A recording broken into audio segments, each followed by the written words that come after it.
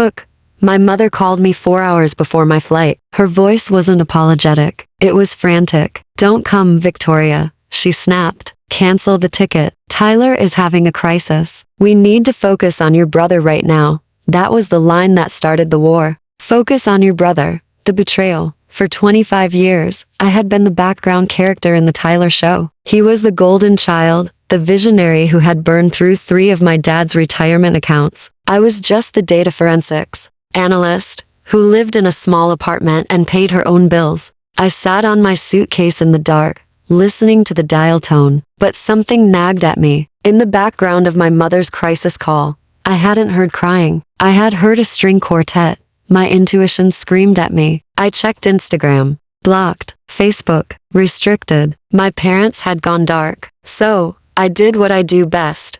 I dug. I created a burner account and found Tyler's best friend's story. There was no crisis. There was a rehearsal dinner. My brother wasn't having a breakdown. He was having a black tie wedding at the Grand Oak Estate. My parents hadn't canceled my visit to protect his mental health. They canceled it because I wasn't invited. The discovery. Rage is a powerful fuel. I didn't sleep. I spent the night tearing apart their digital footprint. I found the wedding website. Tyler was marrying Isabella Vance, the daughter of a real estate mogul. He had reinvented himself as a Wharton graduate and a successful venture capitalist. It was laughable. Tyler got kicked out of community college for plagiarism, but the laughter died when I pulled the public records to see how they afforded a $100,000 wedding. I found a deed transfer. My grandmother had left me a lake cabin in a trust. It was my only asset. There, on the county clerk's website, was a document leveraging my cabin as collateral for a high-risk loan. At the bottom was a signature,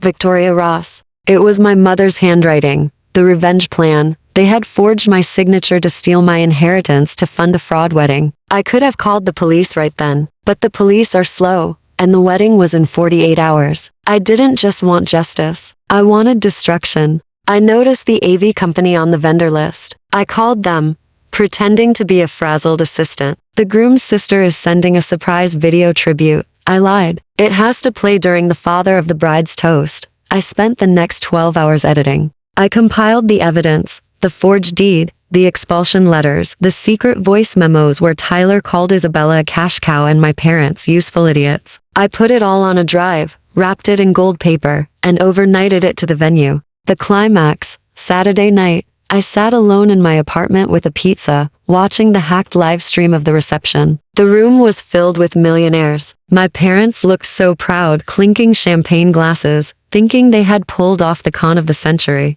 Then Mr. Vance stood up for his toast. Tyler's family has prepared a special tribute, he announced. My parents looked confused. The lights dimmed. The giant projector screen flickered to life. The first 30 seconds were cute baby photos. The room said, "Aw." Then came the record scratch. Left bracket. Toc exactly what played on that screen and the nuclear fallout that left the groom in handcuffs. Watch the full story now.